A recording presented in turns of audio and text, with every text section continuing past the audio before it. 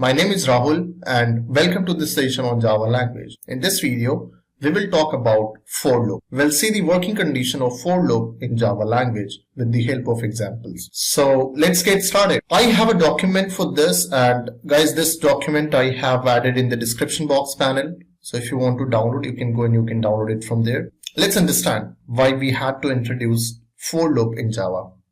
So if I just give you an example, let's say if someone says, hey, could you just print Java for 10 times? As a fresher, what we do is we just open up the Eclipse and we just write SOP and double quote. Inside double quote, we just put Java, and the same thing we copy paste for 10 times, right? And this is how you get the output. Java printed 10 times in your console section. But guys, if you use SOP of Java for 10 times, definitely you will get the output, but this is not the recommended one. If you use system.out.println for 10 times, or if I just say if your number of codes is more, then the performance of that application will go down. So we always write a code in such manners where you just optimize the codes. So in order to optimize, if you just write SOP of Java for 10 times, then definitely this is not the code optimization. So in order to optimize, what we do is we use for loop in Java language. So here, if you see, I have mentioned if you want to iterate a part of program several times, let's say I want to print Java for 10 times, or let's say I want to print a table of 1. So in that case, what you will do? You will just say SOP1, SOP2, SOP3. So the same thing you will write for 10 times. And yeah, you will get your output printed in your console section. So if you want to print the same thing for several times in Java, what we have? We have for loop in Java language. So the same thing I have mentioned here, if you want to iterate a part of program for several times, then we always use what? For loop. If we talk about types of for loop, then we have mainly two types. But yes, we'll also see the nested for loop in Java language. But the main thing is we have two. This is what we call simple for loop, and the second one what we have is for each or enhanced for loop in Java. Let's discuss about for loop first. This is simple for loop. So if you talk about the syntax of for loop, so this is what the syntax is. Declaration and initialization of your variable. Then here we write the condition, and after that we write increment and decrement. And your code which you want to write, it has to be go here, right? So if you just take an example of this, then if you just want to print a table of 1 in Java language, then this is the syntax we use. This is declaration and initialization of. This is a condition. So the condition what I have mentioned here is I should be less than equals to 10, and this is the condition. Increment, or you can say update condition. So where we are using what? We are using incrementation of the variable. Guys, if you're not aware of incrementation and decrementation of any variable in Java language, then you can just refer lecture number 11. Right, and the link I have added in the description box panel, so you don't have to struggle. You just have to go to description box panel and you just have to hit on the link. So in this video, I have explained the best trick to understand the increment and decrement concept in Java language. We were discussing about this, right? So for loop, and this is declaration and initialization of any variable in Java language. This is the condition. So condition we have mentioned, I should be less than equals to 10. And this is the update condition, right? So here we just have to say system.out.println, and you just have to say I. Now, if you just understand this concept, what we have is declaration and initialization is what? I is equals to 1. Now it will go and check. Is 1 less than equals to 10? Yeah, this is correct. If this is correct, it will go and it will print 1 as an output in your console section. And the value will get updated to what? 2, because we are using I++, and this 2 will get updated in somewhere in the location, right? So now the value of I is what? 2.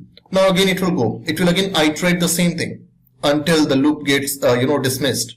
It will go and check. Now the value of I is 2. It will check, is 2 less than equals to 10? Yeah, this is again true. If this is true, it will again print output as 2 in your console section. Again it will same as like it will go till 10, right? So it will go and check, 10 is less than equals to 10. Yeah, this is again true. It will print the 10 value. Now it will go and check, is 11 less than equals to 10? No, this is not true. If this is not true, it will terminate the loop and it will print 1, 2, 3, 4, 5, 6, 7, 8, 9, 10 in your console section, and you will get your output. But if you are not aware of this for loop, then in that case what you will do, you will just go to system.out.println, you will say 1, again you will copy and paste the same thing for 10 times, and you will write like 2, 3, 4, 5, 6, 7, 8, 9, 10. So in this case the number of codes will get increased, and if number of codes are more, then your code will never get optimized and your application performance will go down. So we always write a code in optimization format. If I just give you an example on this, so let's go to the Eclipse and create a project, and I'll just say 4. I'll do right click on it, src, I'll click on class. I'll not create any package over here. So I'll just say sample1, right? And I'll just click on finish. Now you can see the class has been created over here with the name of sample1. Now if you want to write, then you just have to say 4 over here, and first we will have to declare and initialize the variable, right? So I'll just say int I is a variable here, and we have initialized I equals to 1, and here you just have to write your condition. So I'll just say I should be less than equals to 10, and after that you will have to use the update expression, right? Now you just have to open and close the bracket. After opening and closing this, you just have to write your retrieval statement, and that is system.out.println. Now inside it, what we want to print? We want to print what? Value of I, because we are iterating the value of I from 1 to 10, right?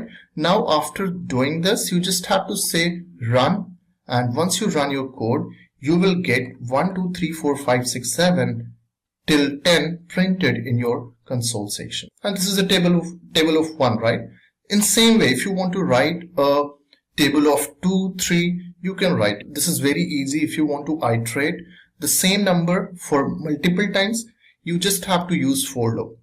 So we were talking about Java. I want to print Java for 10 times. So I'll just say Java over here, and after saving it, if you run your code, then Java will get printed 10 times in your console section. So if you see here, we have how many lines of code we have here?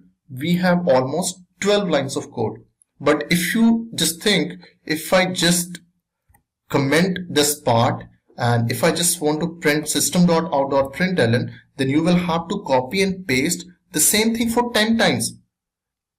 In that case, your number of codes will get increased, because this would be 10. If you want to optimize your code and you want to write your code in a clear format or readable format, then we always use the recommended features to print the output in console section. And for this we have a for loop. So this is how we use. This is declaration and initialization. This is the condition, right? So here you can use like less than equals to or greater than equals to something. You can just use it. And here you just have to say I++.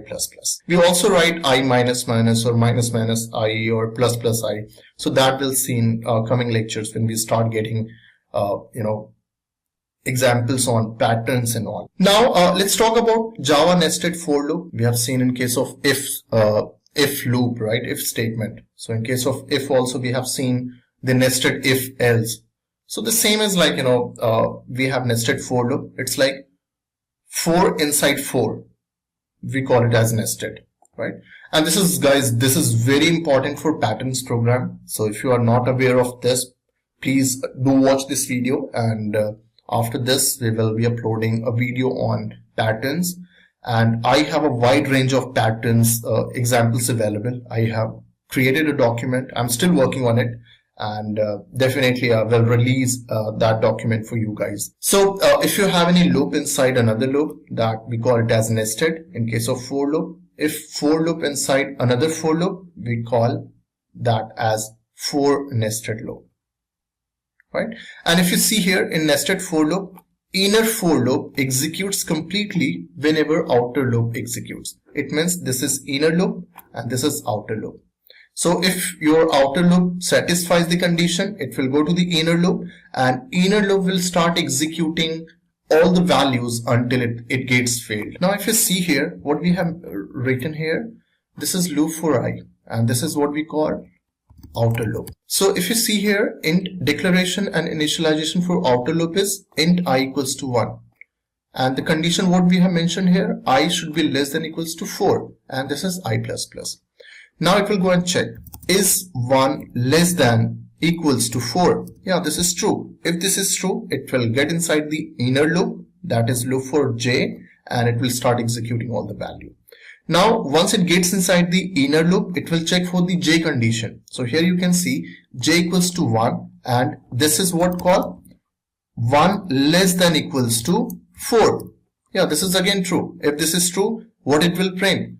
The value of I is what? Value of I is 1. So it will print 1, and just after that it will print 1, right?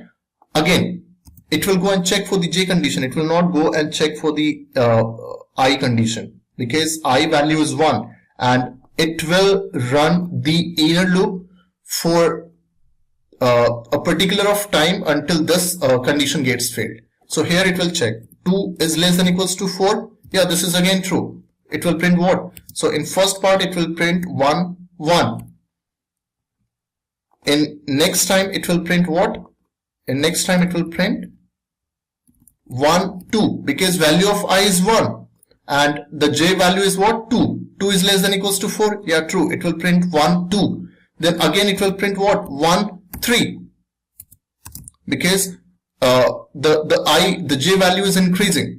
So now it will be increased to 3, and it will check 3 is less than equals to 4. Yeah, this is true. If this is true, then it will print I value is fixed, right? I value is fixed, and that is 1.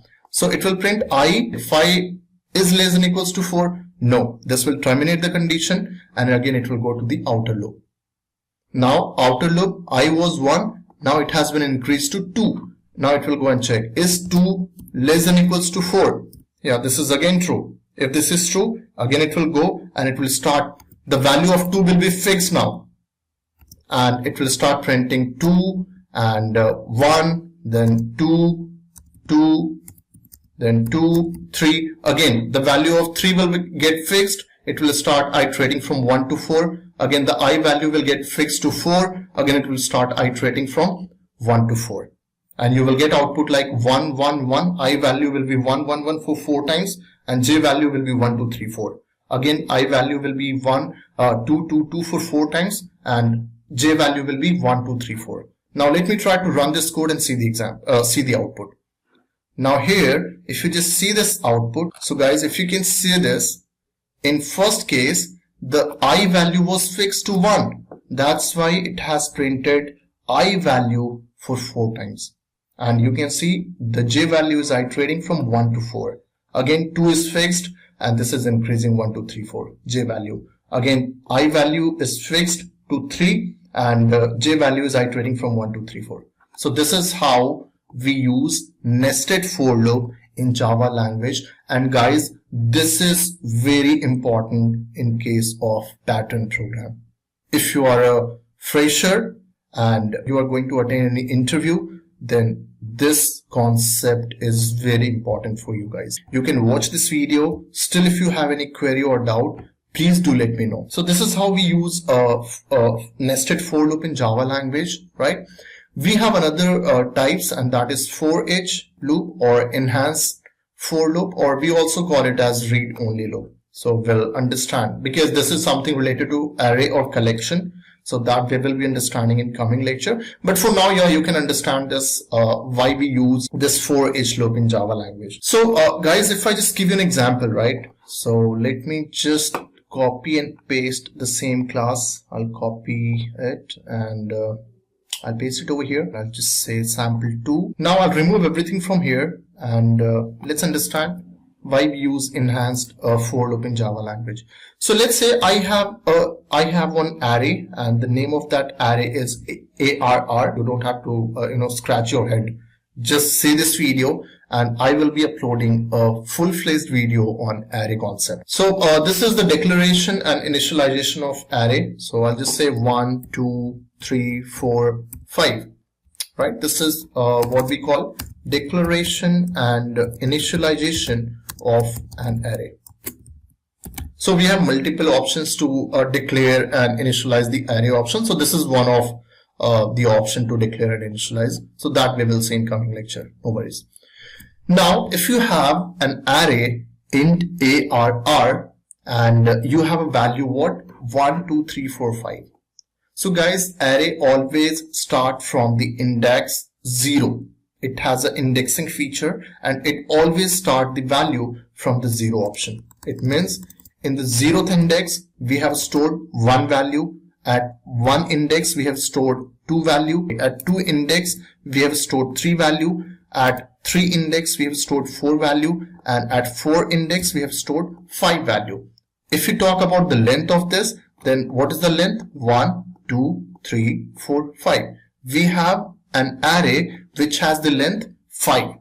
An array has a fixed length, guys. You cannot modify, you cannot increment, you cannot decrement it. That's why we call this as read-only loop in Java language. So this is the example. Now if I want to get the output, so we have multiple ways to get the output. You can use for loop. So what you can do is you can just say for, and here you just have to say int I, and we'll start from 1, or let's say we'll start from 0, right? And here I'll just say int less than equals to ARR dot length. So this is why we are getting the length of array. If you want, you can define it, but what we are doing is we are not hard coding it. If you want, you can just say what is the length here. You can count the number. We have 1, 2, 3, 4, 5. So you can write it like 5. I is less than equals to 5. So what we are doing, we are hard coding the length of the array. If you don't want to hard code it, then in that case you just have to say ARR, the array name, and after that you just have to use length keyword. So this will automatically calculate the length of your array which has the name ARR, and it will print the value accordingly. You don't have to hard code it, right? And after that you just have to say I++. Now in order to get the output, what you will have to do, you just have to use sysout, that is system.out.println, and here you just have to say what? ARR of value I. This is how we retrieve the value of array. Now if I just save it and try to run my code, then you can see here I'm getting an error, and let's understand what is the error we are getting here. So it says 1, 2, 3, 4, 5 we have got in the output, but it says what? Exception in thread, and that is java.lang.array index out of bounds. So guys, this is an exception in array, we will understand, and this we are getting because I have used what? Equals to. That's why we are getting this error. Now if I remove it and if I just run my code, I'll get my output as 1, 2, 3, 4, 5. So guys, do not worry. We'll also explain or understand each and every exception in Java language. Right? So this is the type of thing we use to get the output of array, right? So this is kind of this is a simple way to write, but again, if you have an option to optimize your code, then in case of array or collection concept, you can use for enhanced loop. Let me show you how we can write that. So for that, you just have to say for, and here you just have to declare arrays of what data type? This is of int data type. You will have to use the same thing. Now here you just have to take a random value. So I'll just say value over here. Now in this value you are going to assign what? ARR. After that you just have to open and close it. So what we are doing is, this is kind of declaration and initialization. We are storing the value of ARR inside the value. So it's same as like we write int a equals to 5. It means what? We are storing the value 5 inside a, right? So this is what we call, this is called declaration and initialization of variable. In another case, what we do is, we can also write this as int b equals to a. So here what we are doing, the value of a is 5. Now you are storing the value of a, that is 5, inside b indirectly, right? The same thing we are doing here. We have int, we have a variable name value, and we are storing this array inside this value. And what is the value of this array? This is 1, 2, 3, 4, 5. So we have stored that value of array inside the value variable. Now in order to retrieve this, you just have to say system.out.println, and you just have to say value over here. Now if you save it, and let me just comment this section, right? The for loop. Now if I just try to run my code, I'll get output as 1, 2, 3, 4, 5. And if you just see this code, if I just remove these all things, let me remove this all from here. So guys, if you just compare this code from the previous one, then you will find this is in good readable format, right? So this is why we use for enhanced for loop in Java language. And this is just for array and collection concept. You will not be able to use this concept in case of normal programming, what we do in Java language. This is not possible. And this is the syntax, like for, and you will have to say the type of data type, and variable name, and you just have to mention the array name and code which has to be executed over here, right? And guys, this is an assignment. If you want, you can please do it. How to write the table of 2 in Java language. If you are not able to write, please do let me know in the comment section. I'll post a code for this. And guys, this is very important. I want you to try at least. Now to brief you about for loop and while loop, I have a difference table for this, when to use, and syntax example and syntax for infinitive loop. And this is, guys, this is frequent question you might get in your interview round. How to get the infinitive loop for loop or while loop or do while loop. So this is very important, and this document I have added in the description box panel. So in case of any doubt or any question, please do let me know at my email address, and that is codespark567@gmail.com. If you like this video, please do like, share and subscribe. And thank you for your support. Stay safe, stay healthy. Jai Hind.